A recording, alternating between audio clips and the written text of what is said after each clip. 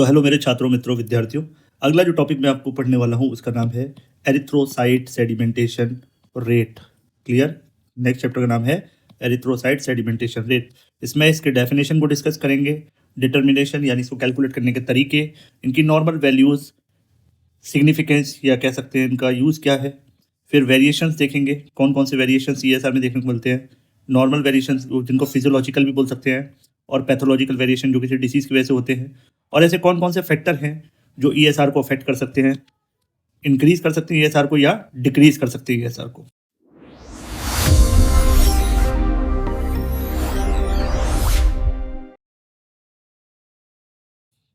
तो अब बात करते हैं सबसे पहले हम डेफिनेशन से। तो देखिए डेफिनेशन में क्या बताया गया कि अगर सिंपल भाषा में मैं आपको बताऊं ईएसआर क्या है, तो ईएसआर वो रफ्तार है या रेट है जिस पर हमारे आरबीसी नीचे बैठते हैं या सेटल होते हैं नॉर्मल हालत में। तो आरबीसी हमारे ब्लड सर्कुलेशन में बराबर तैरते रहते हैं, जिसे हम सस्पेंशन स्टेबिलिटी कहते हैं। लेकिन अगर ब्लड को किसी एंटीकोगुलेंट के साथ मिलाकर एक वर्टिकल ट्यूब में सीधा खड़ा करके रख दिया जाए तो ग्रेविटी की वजह से जो आरबीसी है वो नीचे बैठने लगते हैं और एक के ऊपर एक सेटल हो जाते हैं। अच्छा, रिमिक्स आइटम है ये। इसकी वजह से एक प्लाज्मा की एक अलग से लेयर दिखने लगती है उस ट्यूब के अंदर। ठीक है। ईएसआर को हम और भी नामों से नाम जानते हैं, जैसे सेडिमेंटेशन रेट, सेड रेट या बायरनाकी रिएक्शन, क्योंकि इसे सबसे पहले एडमंड बायरनाकी ने 1897 में डेमोन्स्ट्रेट किया था। क्लियर। इसके बाद हम बात करते हैं ईएसआर के बारे में पता कैसे लगाते हैं। ठीक है। डिटर्मिनेशन मतलब किसी चीज़ के बारे में पता कैसे करते हैं। तो ईएसआर चेक करने के दो तरीके हैं, है ना। एक है वेस्टरग्रीन मेथड और दूसरा है विंड्रोब मेथड। तो पहले मैं बताता हूँ वेस्टरग्रीन मेथड क्या है। तो देखिए समझिए, इसमें एक ट्यूब होती है जिसका नाम है वेस्टरग्रेन। ठीक है। इस ट्यूब का इस्तेमाल होता है। इस ट्यूब की जो लंबाई है वो होती है 300 mm और दोनों तरफ से ये ट्यूब खुली हुई होती है। इसमें 0 से 200 mm तक ऊपर से नीचे की तरफ मार्किंग होती है। ठीक। कितनी लंबी है? 300 mm और मार्किंग कितनी है? 0 से 200 mm ऊपर से नीचे की तरफ मार्किंग होती है। अब प्रोसेस क्या होता है, प्रोसेस समझिए। प्रोसेस इसमें यह है कि इसमें हम 1.6 ml ब्लड को, कितने ब्लड को? 1.6 ml ब्लड को लेकर 0.4 ml ऑफ सोडियम साइट्रेट के साथ, या ये जिसको मैं बोलते हैं एंटीकोगुलेंट के साथ मिक्स कर देते हैं। मिक्सिंग का रेशियो क्या रहेगा? 4:1। ठीक है। कितना रेशियो रहेगा? 4:1। इस मिक्सचर को ट्यूब में लोड करके स्टैंड पर एकदम सीधा या वर्टिकली 1 घंटे के लिए छोड़ देते हैं और 1 घंटे बाद फिर हम इसमें रीडिंग चेक करते हैं। क्यों हिला डाला ना? क्लियर। तो अगर 1.6 का 0.4 से हम रेशियो देखें तो क्या निकलता है? 4.1 का रेशियो ही निकलेगा। ठीक है। तो यहाँ पे यानी ब्लड जो है वो 4 टाइम्स लिया जाएगा किसके? सोडियम साइट्रेट या एंटीकोगुलेंट के। दूसरे मेथड का नाम है विंट्रोप मेथड। इसमें जो ट्यूब यूज की होती है उसका नाम है विंट्रोप ट्यूब। ठीक है। विंट्रोप ट्यूब होती है जो वेस्टरग्रेन के मुकाबले छोटी होती है। कितना? ये होती है 110 मिलीमीटर लॉन्ग। ठीक है। कितनी होती है? 110 मिलीमीटर लंबी और सिर्फ एक साइड से खुली होती है। वो जबकि दोनों साइड से खुली होती थी, ये सिर्फ एक साइड से खुली होती है। ठीक। इसमें दोनों तरफ मार्किंग होती है, एक तरफ 0 से 100 ईएसआर के लिए और दूसरी तरफ 100 से 0 पीसीवी के लिए। 0 से 100 for ESR and 100 to 0 for PCV, packed cell volume के लिए। प्रोसेस इसमें समझते हैं क्या है। इसके लिए हम क्या करते हैं, लगभग 1 ml ब्लड को ईडीटीए एंटीकोगुलेंट के साथ मिलाकर 0 मार्क तक भरा जाता है और 1 घंटे बाद रीडिंग ली जाती है। ठीक है। इसमें कौन यूज़ करते हैं? ईडीटीए।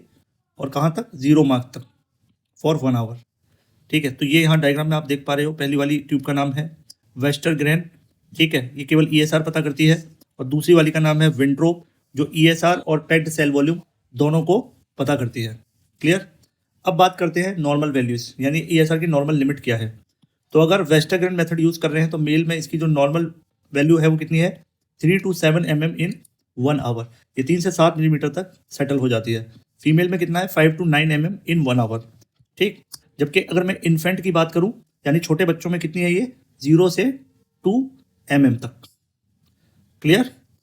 अगर इसी बात के लिए मैं विंट्रो मेथड के लिए बताऊं तो विंट्रो मेथड में क्या है, मेल में 0 to 9 mm in 1 hour, female में होता है 0 to 15 mm इन 1 आवर, और इन्फेंट में होता है 0 to 5 mm इन 1 आवर। ये इनकी नॉर्मल वैल्यूज़ हैं। क्लियर? इसकी गारंटी मैं नहीं दे सकता। अब हम बात करते हैं इस ESR टेस्ट की अहमियत क्या है हमारी। ठीक, तो बेसिकली सिग्निफिकेंस का मतलब होता है उसका पर्पज़ या अहमियत, है ना। तो समझिए, देखिए ESR एक तरीके से मैं आपको बता दूं, easy, expensive and non specific test. कहने का मतलब ये है, ये एक सस्ता और आसान सा टेस्ट है जो बीमारी के डायग्नोसिस और प्रोग्नोसिस, यानी डायग्नोसिस मतलब पहचान और प्रोग्नोसिस मतलब इलाज का असर कितना हुआ, ये दोनों में मदद करता है जानने के लिए। हालांकि ये नॉन स्पेसिफिक है, मतलब ये तो नहीं बता सकता कि बीमारी कहाँ है और क्यों है, लेकिन ये बीमारी की प्रेजेंस को कंफर्म जरूर कर देता है। ठीक है, खास तौर पर क्रोनिक इन्फ्लामेटरी डिसऑर्डर जैसे TB, rheumatoid arthritis, clear, pulmonary TB है ना, रूमेटॉइड आर्थराइटिस, पॉलीमाइल्जिया रूमेटिका और टेम्पोरल आर्थराइटिस के पेशेंट में इस किसी डिसीज के प्रोग्रेस करने के लिए ये बहुत काम आती है, पेशेंट की प्रोग्रेस ट्रैक करने के लिए। ठीक है, कि इन चारों टाइप के डिसीज में आप ESR वैल्यू निकाल के ये पता कर सकते हैं कि प्रोग्नोसिस या इलाज का असर कैसा हो रहा है। ठीक है, अरे मुझे चक्कर आने लग गया अब। तो अब हम बात करते हैं ESR में होने वाले बदलावों की, है ना, कि इसमें क्या क्या बदलाव आपको देखने को मिलते हैं या क्या क्या वेरिएशंस देखने को मिलते हैं। तो सबसे पहले इसमें मैं आपको बता दूं, दो तरीके के बदलाव हैं, एक है फिजियोलॉजिकल वेरिएशन, दूसरा है पैथोलॉजिकल वेरिएशन। पहले मैं बात कर रहा हूँ फिजियोलॉजिकल वेरिएशन, मतलब कौन कौन सी ऐसी नेचुरल तरीके हैं जिनसे अपने आप ही इसमें वेरिएशंस आपको देखने को मिल सकते हैं। पहला है एज, दूसरा है सेक्स, तीसरा है मेंस्ट्रुएशन और फोर्थ है प्रेगनेंसी। चलिए, तो एज में देखिए, सीधी सी बात याद रखिए कि बच्चों और इन्फेंट में ESR हमेशा कम होता है क्योंकि उनमें RBC की संख्या ज़्यादा होती है। फीमेल में मेल के मुकाबले ESR ज़्यादा होता है क्योंकि उनमें RBC थोड़े से कम होते हैं। ठीक है, तो फीमेल में मेल के मुकाबले ESR ज़्यादा रहेगा क्योंकि RBC थोड़े कम होते हैं। ठीक है, ऐसे तो नहीं होता है। फिर अगर मैं मेंस्ट्रुएशन की बात करूं तो इसमें क्या होता है कि पीरियड के वक्त ब्लड और RBC के लॉस की वजह से ESR जो है वो बढ़ जाता है। और प्रेगनेंसी की बात करूं तो तीसरे महीने से लेकर डिलीवरी तक ESR बढ़कर 35 mm तक चला जाता है क्योंकि इस दौरान ब्लड डाइल्यूट हो जाता है, या कह सकते हैं आप ब्लड का हीमोडाइल्यूशन हो जाता है। ये बात हो गई फिजियोलॉजिकल वेरिएशन की। तो अब बात करते हैं पैथोलॉजिकल वेरिएशन की। देखिए, पैथोलॉजिकल वेरिएशन का मतलब होता है कि किसी बीमारी के कारण वैल्यू में बदलाव हो जाना, है ना, ऐसे हालात हो जाए जिसमें ESR नॉर्मल से ज़्यादा हो जाए और कम भी हो सकता है। अब पहले हम देखते हैं कि ESR कब इंक्रीज होगा।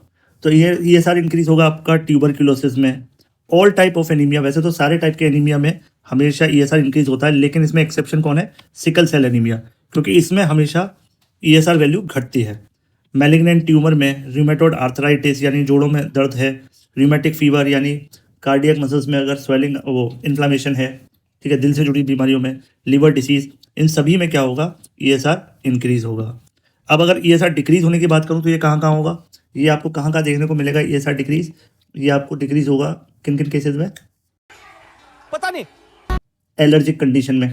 ठीक है, कोई एलर्जी हो जाए तो उस केस में हमारी ESR वैल्यू घट जाती है। मैंने ऊपर बताया था सिकल सेल एनीमिया एक्सेप्शन था, तो सिकल सेल एनीमिया में RBC का शेप बदल जाता है, इस वजह से ESR कम हो जाता है। पेप्टोन शॉक, ये एक तरह का सीवियर रिएक्शन होता है बॉडी में। पॉलीसाइथेमिया, इसमें RBC काउंट बहुत ज़्यादा हो जाती है जिससे ब्लड गाढ़ा हो जाता है और ESR कम हो जाता है। सीवियर ल्यूकोसाइटोसिस, मतलब जब WBC की मात्रा बहुत ज़्यादा बढ़ जाती है तब भी ESR कम हो जाता है। अब हम बात करते हैं इसके अलावा ESR को और कौन कौन से फैक्टर हैं जो अफेक्ट करते हैं, यानी फैक्टर अफेक्टिंग द ESR। तो ESR का बढ़ना या घटना हमारे ब्लड के टेक्सचर और RBC की क्वालिटी पर डिपेंड करता है। ठीक है, समझ आ गया। तो सबसे पहले मैं देखता हूँ फैक्टर्स इंक्रीजिंग द ESR, ऐसे कौन कौन से फैक्टर जिससे ESR बढ़ जाता है। तो एक तो है RBC की स्पेसिफिक ग्रेविटी, मतलब जब RBC की स्पेसिफिक ग्रेविटी बढ़ जाती है तो सेल भारी हो जाता है, और सेल के भारी हो जाने की वजह से वो तेज़ी से नीचे बैठता है और इसकी वजह से ESR बढ़ जाता है। दूसरा है रॉलिक्स फॉर्मेशन। ठीक है, जब RBC एक दूसरे के ऊपर सिक्कों की तरह ढेर बना देते हैं, या कॉइन, जैसे कॉइन का स्टैग ऑफ कॉइन बनता है, एक के ऊपर एक, तो उसे रोलेक्स फॉर्मेशन कहते हैं। फिब्रिनोजन और ग्लोबुलिन जैसे प्रोटीन इस प्रोसेस को तेज कर देते हैं, जिसकी वजह से ESR बढ़ जाता है। ठीक है। तीसरा है साइज ऑफ द आरबीसी। अगर आरबीसी का साइज नॉर्मल से बड़ा हो जाए, जैसे मैक्रोसाइटिक एनीमिया में देखने को मिलता है, तो उस केस में भी ESR बढ़ जाता है। अब ऐसे कौन कौन से फैक्टर हैं जो ESR को घटाते हैं? तो पहला है विस्कोसिटी ऑफ ब्लड, यानी ब्लड का गाढ़ापन। यानी विस्कोसिटी एक तरह की रुकावट है या रेजिस्टेंस पैदा करता है। अगर ब्लड ज़्यादा गाढ़ा है तो आरबीसी को नीचे बैठने में मुश्किल होगी और ESR काफ़ी कम हो जाएगा। और अगर आरबीसी काउंट भी इंक्रीज हो रही है तो ब्लड की विस्कोसिटी बढ़ जाएगी, ESR घट जाता है। इसके उल्टा अगर आरबीसी कम हो जाती है तो ESR बढ़ जाता है। समझ आ गई बात? तो ये दो बातें आपको ध्यान रखनी है कि कभी भी ESR को बढ़ाना या घटना हमारे ब्लड के टेक्सचर और आरबीसी की क्वालिटी पर डिपेंड करता है। जिस भी बीमारी में ये सब दोनों चीज़ें चेंज होंगी तो आपकी जो ESR की वैल्यू है वो फ्लक्चुएट करेगी।